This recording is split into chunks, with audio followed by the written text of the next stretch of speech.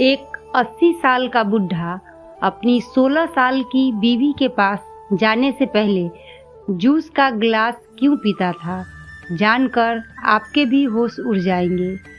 मेरा नाम रूपाली है।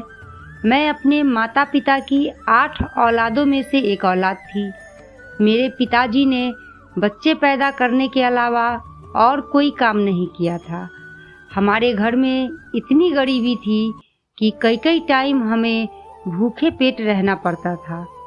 यही गरीबी देखते देखते मैं जवान हो गई थी। मैं सोचती थी कि मेरे माता पिता के पास तो मेरी शादी करने के लिए भी कोई पैसा नहीं है। शायद मुझे सारी ज़िंदगी ऐसे ही इसी हालत में यहाँ पर रहना पड़ेगा। मुझे सारी ज़िंदगी घर बैठाकर ही रखेंगे। एक दिन पिताजी ने मुझे घर आकर बताया कि उन्होंने मेरा रिश्ता अगली गली में जो राशन वाला है उससे तय कर दिया है। यह सुनकर तो मेरी चीख निकल गई। मैं गरीब जरूर थी, लेकिन मैं आखिर एक लड़की ही थी। मेरे भी मेरे पति को लेकर कुछ अरमान थे। मैं चाहती थी कि मेरा पति खूबसूरत हो और अमीर हो, लेकिन मेरे सारे सपने तो धरे के धरे रह गए थे। वो राशन वाला तो मुझसे बहुत बड़ा था और पहले से ही शादीशुदा था। उसके 4 बच्चे भी थे और उसकी पत्नी का देहांत हो गया था। उसने अपनी दूसरी शादी करने की बहुत कोशिश की थी, लेकिन कोई भी उसे अपनी लड़की देने को तैयार नहीं था। मेरे पिता के ऊपर उसका बहुत ज़्यादा कर्ज था और वो कर्ज ऐसी सूरत में माफ़ हो सकता था कि मेरी शादी उससे हो जाए। इसलिए मेरे माता पिता तुरंत इस शादी के लिए मान गए।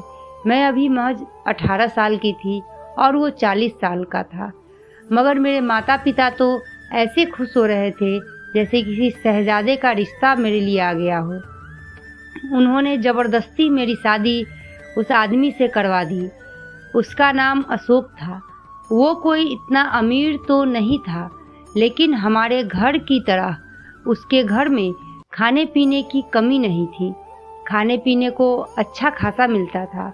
उसकी 2 राशन की दुकान थी और अपना घर भी था। मैं मजबूर थी उसी को अपना पति मानना पड़ा। मेरे पास इसके अलावा और कोई चारा नहीं था। उसके 3 लड़के और 1 लड़की थी। मैंने जाते ही सोच लिया था कि अपने पति को अपने कब्जे में रखना है ताकि वह मेरी सारी बातें माने। मैं यही कोशिश करती रहती थी कि वो अपने बच्चों से कम ही मिले। इसी वजह से सुबह को जल्दी ही उन्हें स्कूल भेज देती थी और रात को उसके आने से पहले उन्हें सुला दिया करती थी। उसके बच्चों को भी मैंने काबू में कर रखा था। वह मुझसे पूछे बगैर कुछ भी नहीं करते थे। मेरे पति के 4 बच्चे थे, लेकिन अभी वो जवान था। वो रोज रात को केसर और बादाम का दूध पीता था और कहता था कि इससे शरीर में ताकत बढ़ती है। जब मेरी शादी हुई थी तो उसकी छोटी बेटी 2 साल की थी। मैंने ही उसको पाला था। उसके तीनों बेटे बड़े थे। अब मैं चाहती थी कि मैं जल्दी से प्रेग्नेंट हो जाऊं। मुझे जितनी जल्दी अपनी माँ बनने की थी, उतनी ही मुझे यह खुशी नहीं मिल रही थी। मेरी शादी को 4 साल हो चुके थे और इन 4 सालों में मैं उसके बच्चों को पालने में ही लगी रही थी। कुछ टाइम बाद मुझे पता चला कि मैं बांझ हूँ, मैं माँ नहीं बन सकती। ये सुनकर मुझे बहुत ज़्यादा अफसोस हुआ और मैं सोचने लगी कि अब मेरी कोई संतान नहीं होगी। इस घर और दुकान के मालिक इसके खुद के बेटे ही होंगे। ऐसे ही कुछ साल गुजर गए। मेरे पति के दोनों बेटे बाहर पढ़ने के लिए चले गए। उसकी बेटी भी अब बड़ी हो गई थी। वह भी इंटर कर रही थी। मेरे पति का कहना था कि वह अपनी बेटी को बहुत ज़्यादा पढ़ाकर एक अच्छी पोस्ट पर पहुंचाएगा। मैं भी उनकी हाँ में हाँ मिलाती रहती, क्योंकि जब से मुझे पता चला था कि मैं बांझ हूँ, मैंने उसकी औलाद को ही अपनी औलाद समझना शुरू कर दिया। मगर मुझे नहीं पता था मेरी ज़िंदगी बर्बाद करने में मेरे पति का ही हाथ था। एक दिन वो अपने दोस्त से बातें कर रहा था। मैं उसी समय घर में आई थी। मैं कमरे में जाने ही वाली थी कि मैंने उसके मुंह से अपना नाम सुना और मैं वहीं रुक गई। वो अपने दोस्त से कह रहा था, रूपाली अपने घर अपने माता पिता से मिलने गई है। उसने मेरे बच्चों की बहुत अच्छी परवरिश की है। अगर उसकी खुद की संतान हो जाती तो वो सिर्फ अपने बच्चों से ही प्यार करती, मेरे बच्चों की परवरिश नहीं करती, उनको भूल जाती। इसलिए मैं उसको ऐसी दवाई देता था कि वो कभी माँ न बन सके।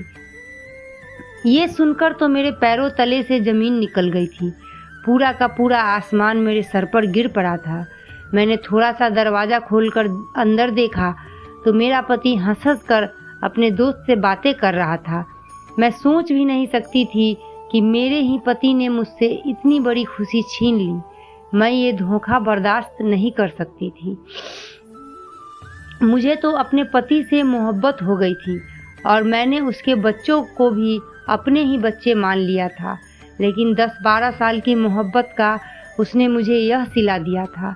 मैंने दिल ही दिल में ठान लिया था कि मैं उससे बदला लेकर रहूंगी। मैंने उसके बड़े बेटे को फ़ोन किया जो बाहर अकेला ही काम करता था। मैंने उससे कहा कि तुम अपने पिताजी को अपने पास बुलवा लो ताकि वो तुम्हारी काम में मदद कर सके। वैसे भी यहाँ पर राशन की दुकान अब चलती नहीं है। उसने मेरी बात फौरन मान ली क्योंकि वो मेरी कोई भी बात नहीं टालता था। उसने अपने पिता को फ़ोन किया और उसे अपने पास आने को कहा।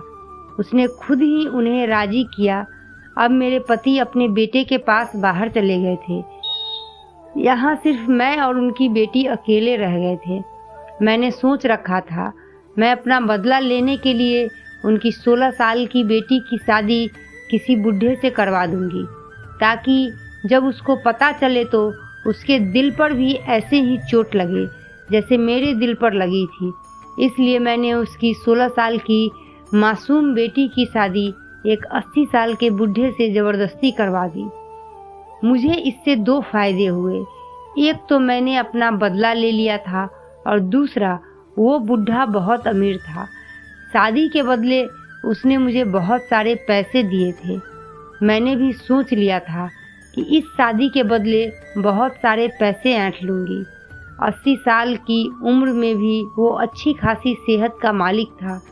उसे देखने से लगता नहीं था कि वो 80 साल का है। जब वो मेरे घर पर आया तो मैंने उससे पूछा कि तुम्हारी सेहत का राज क्या है, हमें भी बताओ, तुम तो कहीं से भी 80 साल के नहीं लगते। उसने कहा, यह खानदानी राज है, इस राज को राज ही रहने दो। मैंने उससे कहा कि शादी के बाद मैं तुम्हारे घर तुम्हारे बंगले में ही रहूँगी। मैं चाहती थी कि कुछ दिनों मैं भी अमीरों वाली ज़िंदगी गुजारूं। मेरे पति की 16 साल की बेटी थी जो कि बहुत मासूम थी और मेरी हर बात मानती थी। उसने मेरे कहने से इस बुढ़े से शादी कर ली और अपने पिता को भी नहीं बताया। शादी की पहली रात मैंने देखा कि वो बुढ़ा कमरे में जाने के बजाय किचन की तरफ जा रहा था। मैं ये देखकर चौंक गई। मैंने हैरानी से उसका पीछा किया। मैं चोरी से देखने लगी कि वो किचन में क्या करने गया है। जब मैंने उसे किचन में देखा तो वो जूस पी रहा था। मुझे ये देखकर बहुत ज़्यादा हैरत हुई। लोग तो शादी की पहली रात दूध पीते हैं, लेकिन ये तो जूस पी रहा है। और जूस पीकर वो अपने कमरे में चला गया। इस बुढ़े का कोई रिश्तेदार नहीं था, सिर्फ एक भतीजा ही था। वो भी सिर्फ इसकी शादी में ही आया था और फिर वापस चला गया था। इस बुढ़े का शादी की रात को जूस पीना कोई बड़ी बात नहीं थी, लेकिन फिर भी पता नहीं क्यों मुझे बहुत ज़्यादा हैरानी हो रही थी। अब वो रोज़ ही अपनी कम उम्र और जवान बीवी के पास जाने से पहले जूस का गिलास पीकर जाता था। एक दिन मैंने उसे दोपहर में जूस का गिलास दिया तो मुझसे बड़े प्यार से बोला कि सासू माँ, मैं जूस नहीं पीता। मुझे उसके झूठ पर गुस्सा तो आया, लेकिन मैंने उसे कुछ नहीं कहा। वो मुझसे उम्र में काफ़ी बड़ा था, लेकिन मुझसे ऐसे बात करता था जैसे मुझसे छोटा हो। अगर उसे जूस पसंद नहीं था तो वो रात को अपनी जवान पत्नी के पास जाने से पहले क्यों पीता था? उसकी ये बात मुझे बहुत ज़्यादा परेशान कर रही थी। एक रात फिर से मैंने उसे छुपकर देखा। उसने अपने लिए एक गिलास जूस बनाया और उसमें एक पुड़िया डाल दी और उसे एक ही सांस में पी गया। अब मैं ये बात नोटिस कर रही थी कि जब से उसकी शादी हुई थी वो तो जैसे बूढ़े से और ज़्यादा जवान होने लगा था। उसके पैर कब्र में लटक रहे थे, लेकिन फिर भी वो रोज अपनी नई नवेली दुल्हन के साथ घूमने निकल जाता था। ये सब क्या हो रहा था, मुझे तो समझ में ही नहीं आ रहा था। एक दिन मैंने उसकी नौकरानी को पैसे दिए और उससे पूछने की कोशिश की। कहने लगी कि ये सारा कमाल जूस का है जो साहब रोजाना रात को पीते हैं। जब भी वो कोई नई शादी करते हैं तब वो अपने कमरे में जाने से पहले रोज रात को जूस का गिलास पीते हैं। मैंने उससे कहा कि तुम्हारा मालिक जूस में कोई पुड़िया मिलाता है, तुम्हें पता है वो क्या है? तो वो कहने लगी, हाँ देखा तो मैंने भी काफ़ी बार है कि वो अपने जूस में कोई पुड़िया मिलाते हैं, लेकिन मैं नौकरानी हूँ, उनसे कैसे कुछ पूछ सकती हूँ। हो सकता है कोई मर्दाना ताकत की दवाई हो जो वो रोजाना जूस में मिलाकर पीते हो ताकि अपनी जवान 16 साल की बीवी को खुश रख सके। पहले तो मैंने भी यही सोचा था जो वो नौकरानी बता रही थी और वो बुढ़ा अपनी ताकत बढ़ाना चाहता हो, लेकिन पता नहीं क्यों मुझे अपनी सोच पर ही शक हो रहा था। मुझे ऐसा लग रहा था कि जरूर कोई और बात है। अब तो मेरी 16 साल की बेटी भी उसके साथ बहुत खुश रह रही थी। जैसे नई नवेली दुल्हन अपने पति की बाहों में बाहें डालकर घूमती है, ऐसे ही वो भी रोज उसके साथ बाहर घूमने निकल जाती। मैंने सोचा कि अब मैं अपने पति को बता देती हूँ, तुम्हारी बेटी ने एक 80 साल के बुढ़े से भागकर शादी कर ली है। मैं अपने पति को फ़ोन लगाने ही वाली थी कि मेरी बेटी मेरे कमरे में आ गई। उसके हाथ में हीरो का हार था। उसने मुझसे कहा कि आप पिताजी को कुछ ना बताएं। मेरी शादी के बारे में अगर आपने उन्हें बता दिया तो वो मुझे यहाँ से लेकर चले जाएंगे, लेकिन मैं अपने पति के साथ बहुत खुश हूँ। उसे छोड़कर नहीं जाना चाहती। जब वो वापस आएंगे तब देखा जाएगा। आप यह हीरो का हार ले लीजिए और अपनी जुबान बंद रखिए। मैंने भी हीरो के हार के लालच में आकर अपनी जुबान फिलहाल बंद ही रखी। हीरो का हार देखकर मैं भूल गई थी कि मैंने अपनी बेटी की शादी अपने पति से बदला लेने के लिए ही की है। उस रात भी उस बुढ़े ने रोज की तरह अपने लिए जूस बनाया और वो पुड़िया मिलाई। मैं सोच रही थी कि हो सकता है इसमें कोई ताकत की दवाई मिलाता हो ताकि अपने आप को जवान रख सके। अगर ये ऐसा कर रहा है तब भी मेरे लिए यह गलत है, क्योंकि मैंने अपनी सौतेली बेटी की शादी इस बुढ़े से इस वजह से ही की थी कि ये भी कोई संतान पैदा नहीं कर सके और जिंदगी भर संतान की खुशी के लिए तरसे जैसे मैं तरसी हूँ। तभी हो मेरा बदला पूरा हो सकता था। लेकिन इस शादी ने तो इस बुढ़े पर अलग ही रंग चढ़ा दिया और ये उसी जूस का कमाल था जो वो रात को पीता था। अब मुझे किसी भी हाल में इस जूस का राज जानना था। अगर वो उसमें मर्दाना ताकत की दवाई मिलाकर पीता था तो मेरा प्लान भी खराब हो जाता। इसलिए मैंने अपनी बेटी से कहा कि तुम अपने पति को रात को दूध दिया करो। अगर इस उम्र में वो कुछ और पिएगा तो उसकी सेहत खराब हो जाएगी। उसने पूछा, कुछ और क्या मतलब, क्या नहीं पीना चाहिए? इतने में मेरी नज़र उसके बेड पर पड़े हुए सामान की तरफ गई। वो आज ही अपने पति के साथ शॉपिंग करके आई थी। ब्रांडेड कपड़े, जूते और मेकअप का ऐसा सामान जो इससे पहले मैंने अपनी ज़िंदगी में कभी नहीं देखा था। मेरी तो आंखें फटी की फटी रह गई। मैंने उससे कहा कि अपने पति से थोड़ा दूर ही रहो और जितना माल यहाँ से समेट सकती हो समेट लो। मैं इतने में तुम्हारा सामान सेट कर देती हूँ। मैंने सोचा कि सामान सेट करने के बहाने शायद मुझे वो दवाई भी मिल जाए जो वो बुढ़ा अपने जूस में मिलाता था। लेकिन मुझे उसके कमरे में कहीं भी वो पुड़िया नहीं मिली। नौकरानी ने बताया था कि वो अपने लिए जूस खुद ही बनाता है और किसी को देखने भी नहीं देता। आप देखिएगा कितनी जल्दी साहब की औलाद हो जाएगी। पहले भी साहब ऐसा ही करते थे। मैं सुनकर तो मैं घबरा गई। मैं नहीं चाहती थी कि मेरी बेटी कोई औलाद पैदा करे, इसलिए तो मैंने उसकी शादी एक 80 साल के बुढ़े से करवाई थी, ताकि उसका पति औलाद ही पैदा नहीं कर सकता है। लेकिन यहाँ तो सब कुछ उल्टा हो रहा था। ये बुढ़ा तो खुद औलाद पैदा करने के चक्कर में था। मैंने सोचा कि मैं खुद ही इस राज का पता करूंगी। एक दिन मैंने उस बुढ़े से पूछ लिया, क्या तुम्हें जूस पीने का शौक है? तो उसने मुझसे कहा कि मैंने तुम्हें उस दिन भी बताया था कि मुझे जूस पीने का कोई शौक नहीं। अब भी वो मुझसे झूठ बोल रहा था। अब मुझसे रहा नहीं गया। मैंने उससे कह दिया, तुम मुझसे झूठ क्यों बोल रहे हो? तुम रोज अपने कमरे में जाने से पहले जूस का गिलास पीते हो। आप जल्दी से मुझे बताओ कि ये क्या चक्कर है। उसने मुझसे कहा, मुझे दिन में जूस पीना अच्छा नहीं लगता, लेकिन रात को मैं बहुत शौक से पीता हूँ। तो फिर मैंने उससे कहा कि लेकिन रोज क्यों पीते हो? अगर यही बात है तो तुम्हें कभी कभी पी लेना चाहिए। मेरे इस सवाल से वो घबरा कर वहाँ से चला गया, जैसे मैंने उसकी कोई चोरी पकड़ ली हो। अगर उसे ये भी बता देती कि मैंने उसे जूस में पुड़िया मिलाते हुए देखा है, तो उसके तो होश ही उड़ जाते कि मैं उसके बारे में इतना कुछ जान गई हूँ। जूस पीना कोई बुरी बात नहीं है, लेकिन रोज उसमें कुछ मिलाकर पीना, मुझे उसके ऊपर शक हो रहा था और अब मेरा शक पक्का होता जा रहा था।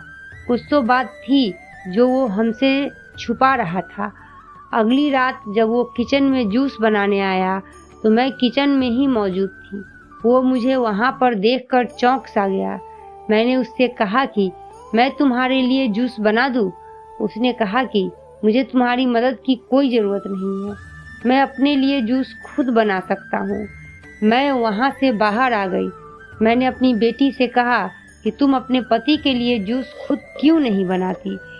उसने मुझसे कहा कि मैं तो कहती हूँ कि मैं बना देती हूँ, लेकिन वो कहते हैं कि मुझे अपने लिए जूस बनाना खुद पसंद है। कभी कभी तो वो मेरे लिए भी बना कर लिया कराते हैं। कुछ दिनों से मैं नोटिस कर रही थी कि मेरी बेटी के बाहर के चक्कर कुछ ज़्यादा ही लग रहे थे। अब तो उसके भी पर निकलने लगे थे।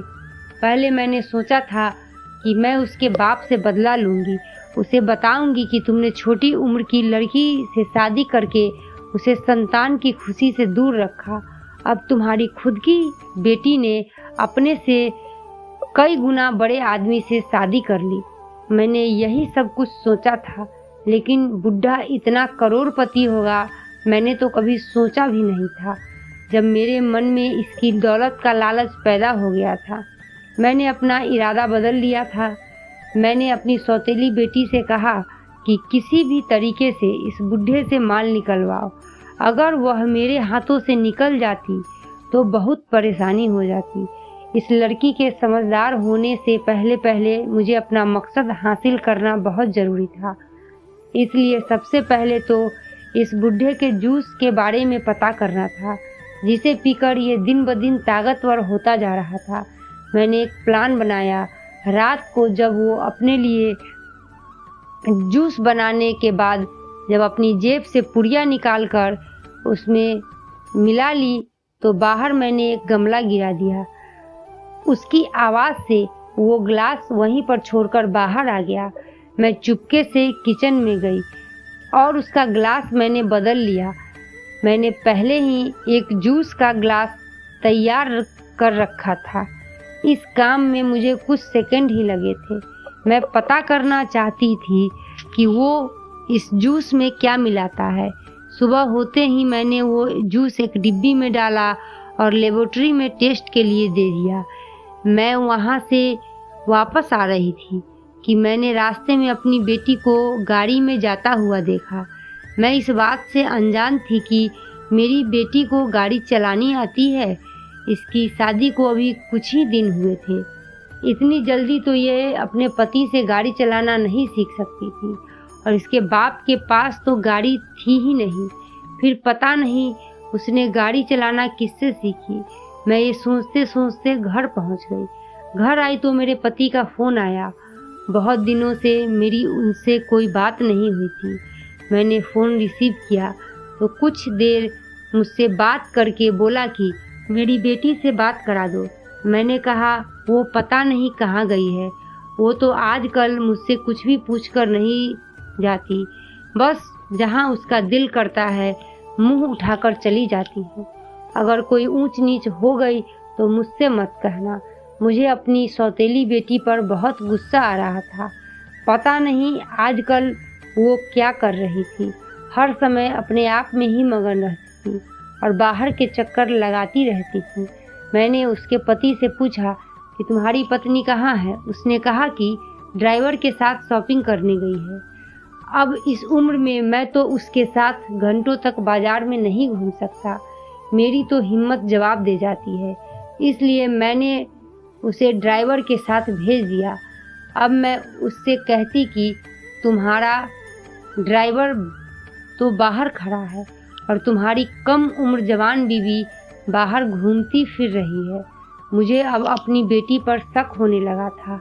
वो कुछ तो ऐसा कर रही थी जिसके बारे में मुझे तक पता नहीं था। कुछ तो था जो वो मुझसे छिपा रही थी।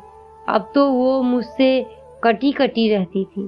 फ़ोन पर भी घंटों घंटों बात करती रहती थी। जब मैं उससे कुछ पूछती तो मुझसे कहती थी कि अपने दोस्तों से बात कर रही हूँ। उसका पति भी उससे कुछ नहीं कहता था। लेबोरेटरी वाले ने 2 दिन बाद रिपोर्ट आने का बताया था। अब जब तक सच्चाई का पता नहीं चल जाता मैं उसे ये जूस नहीं पीने दे सकती थी। इसलिए मैंने अगले दिन भी उसका जूस का गिलास बदल दिया। 2 दिन बाद रिपोर्ट्स के लिए फ़ोन आया। मैं रिपोर्ट्स लेने गई। मैंने उससे पूछा कि रिपोर्ट में क्या आया है, तो उसने जो मुझे बताया वो सुनकर तो मेरे सर पर जैसे आसमान ही टूट पड़ा था। ऐसा लग रहा था जैसे किसी ने मेरे पैरों तले से ज़मीन खींच ली हो। मुझे अपने कानों पर यकीन नहीं हो रहा था। मैं घर गई और मैंने उस बुढ़े के ऊपर वो रिपोर्ट फेंकी और उससे कहा कि यह उसका रिजल्ट है जो तुम रोज़ पीते हो। मुझे समझ नहीं आ रहा था कि तुम ऐसा क्यों करते हो, वो भी खुद अपनी मर्जी से। इस पुड़िया में जहर होता है जो तुम जूस में मिलाकर पीते हो। डॉक्टर ने ये भी बताया था कि उस जूस में ताकत की दवाई मिली होती है, लेकिन उसके साथ थोड़ा बहुत जहर भी होता है। मुझे ये बात बहुत अजीब लग रही थी। कौन आदमी खुद अपनी मर्जी से जहर ले सकता है। फिर मेरे दिमाग में ख्याल आया कि कहीं उसकी पत्नी तो उसे जहर नहीं दे रही, क्योंकि आजकल उसके तेवर भी कुछ ठीक नहीं लग रहे। यही बात मैंने उस बुढ़े से पूछी, क्या ये पुड़िया तुम्हें तुम्हारी बीवी देती है जिसे तुम जूस में मिलाकर पीते हो? क्या तुम्हारी बीवी तुम्हें जान से मारना चाहती है ताकि तुम्हारी सारी दौलत उसके नाम पर हो जाए? मेरे दिमाग में तो यही बात आ रही थी, क्योंकि इस बुढ़े की कोई औलाद तो नहीं थी, ना कोई इसके आगे पीछे था। इसके मरने के बाद इसकी सारी दौलत मेरी सौतेली बेटी की ही हो जाती। मेरी बात सुनकर वो बुढ़ा हंसने लगा और कहने लगा, मेरी भोली भाली मासूम कम उम्र बीवी को तो इसके बारे में कुछ भी नहीं पता। ये जहर तो मैं खुद अपनी मर्जी से ले रहा हूँ। मुझे मालूम है कि मैं क्या कर रहा हूँ। उसकी यह बात सुनकर तो मेरे होश उड़ गए कि वो खुद अपनी हाथों से अपनी जान क्यों लेना चाहता था। कोई पागल आदमी ऐसा कर सकता है, अक्लमंद इंसान तो इसके बारे में सोच भी नहीं सकता। मैंने उससे पूछा कि तुम ऐसा क्यों कर रहे हो? तो उसने कहा कि जब तुमने इतना कुछ पता लगा लिया है तो इस बात का भी खुद ही पता लगा लो और यहाँ से जाओ, क्योंकि अगर देर हो गई तो तुम कुछ भी नहीं जान पाओगी। उसकी बातें सुनकर मैं उसके कमरे से बाहर आ गई। मुझे उसकी बातें बहुत बेतुकी और अजीब लग रही थी। इतनी मुश्किल से तो मैंने इस जूस का राज पता किया था। अब भला मैं ये बात कैसे पता करती कि ये बुढ़ा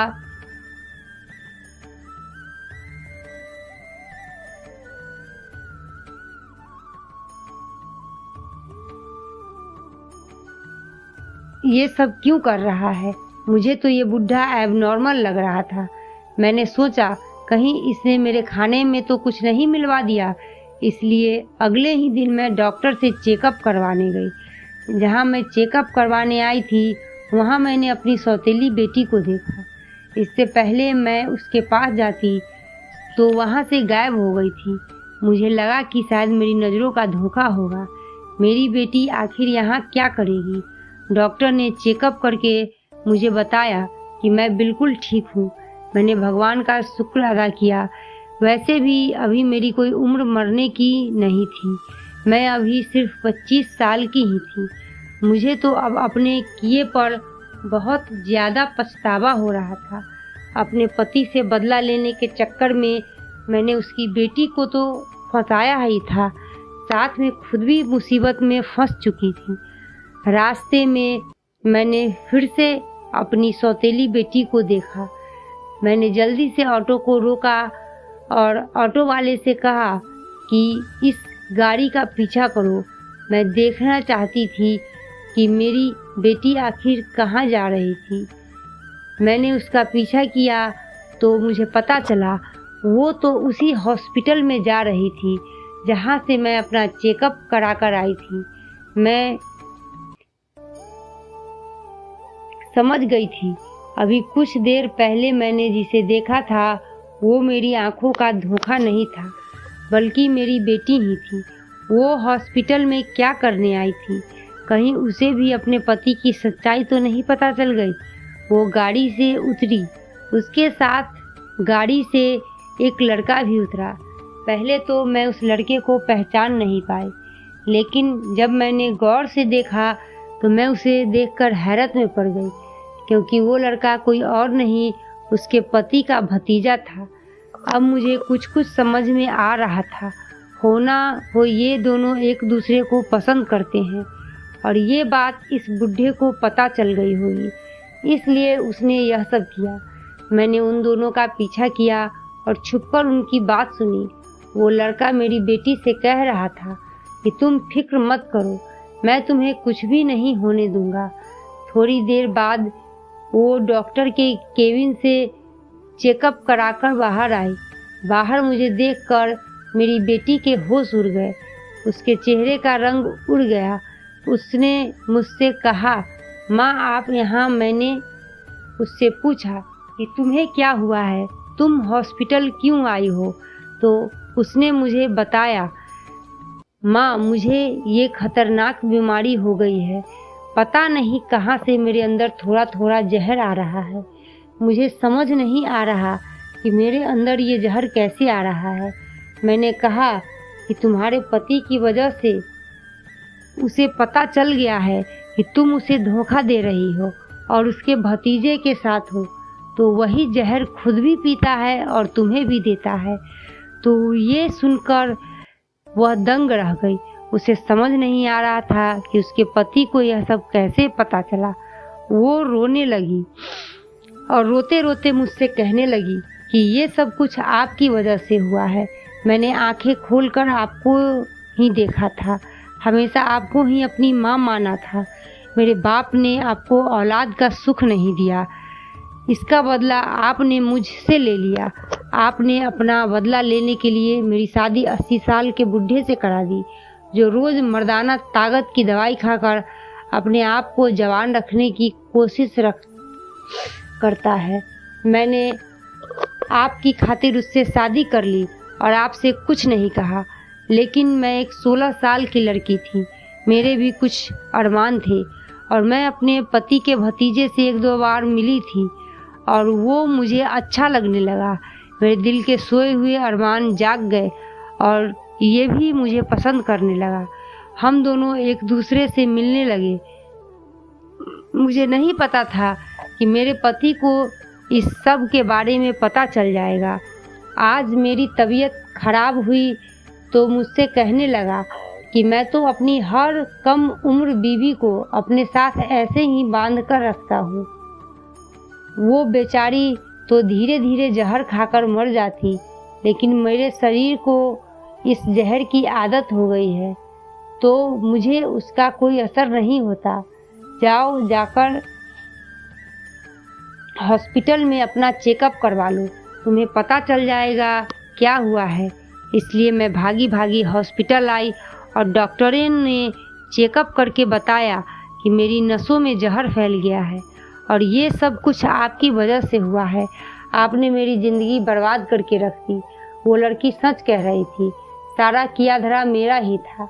मैंने अपने पति से बदला लेने के लिए उसकी बेटी की ज़िंदगी बर्बाद कर दी। मुझे क्या पता था यह 80 साल का बुढ़ा इतना खतरनाक होगा, अपनी बीवी को अपने साथ रखने के लिए ऐसा खतरनाक काम करता होगा। मुझे अपनी गलती महसूस हो रही थी और मुझे अपने किए पर बहुत पछतावा भी हो रहा था। अब मुझे ही सब कुछ ठीक ठाक करना था। मैंने अपनी बेटी से वादा किया कि तुम फिक्र मत करो, मैं सब कुछ ठीक कर दूंगी। पहले तो मैंने उसका एक अच्छे से डॉक्टर से इलाज करवाया। समय रहते ही हमें इस जहर का पता चल गया था, इसलिए कुछ महीनों के इलाज से ही वो बिल्कुल ठीक हो गई। जब तक उसका इलाज चला वो अपने पति से दूर ही रही। उसके पति के किए की सज़ा भगवान ने उसे दे दी थी। उसे फॉलिस का अटैक हो गया था और इतना खतरनाक अटैक हुआ था कि वो बिस्तर पर ही पड़ गया था। वो कुछ दिन ही जिंदा रहा और फिर उसका देहांत हो गया। कानूनन सारी जायदाद मेरी बेटी के नाम हो गई थी। कुछ दिनों बाद मैंने अपनी बेटी की शादी उसके पसंद के लड़के के साथ करवा दी थी। मैं अपने किए पर बहुत ज़्यादा शर्मिंदा थी। मैंने अपनी बेटी से अपने किए की माफ़ी मांगी और उसने मुझे माफ़ कर दिया। मैंने डॉक्टर से अपने बारे में बात की तो उसने मुझे बताया कि मैं बांझ नहीं हूँ। सिर्फ दवाई लेने की वजह से मैं प्रेग्नेंट नहीं हो सकती थी। मैं अभी सिर्फ 25 साल की थी, जवान और खूबसूरत थी, अपनी नई ज़िंदगी शुरू कर सकती थी। मैंने अपने पति से डिवोर्स ले लिया था और एक सुलझे हुए और अच्छे से लड़के से शादी कर ली थी। मेरे पति से मुझे 2 बेटे हुए। आज मैं अपने पति के पास अपने बच्चों के साथ बहुत खुश थी। मेरी सौतेली माँ। अच्छा हुआ कि समय रहते ही मुझे अपनी गलती का एहसास हो गया और मैंने अपनी बेटी से माफ़ी मांग ली, वरना सारी ज़िंदगी मुझे इस बात का पछतावा रहता। तो इस कहानी के बारे में आपकी क्या राय है, कमेंट करके ज़रूर बताइएगा।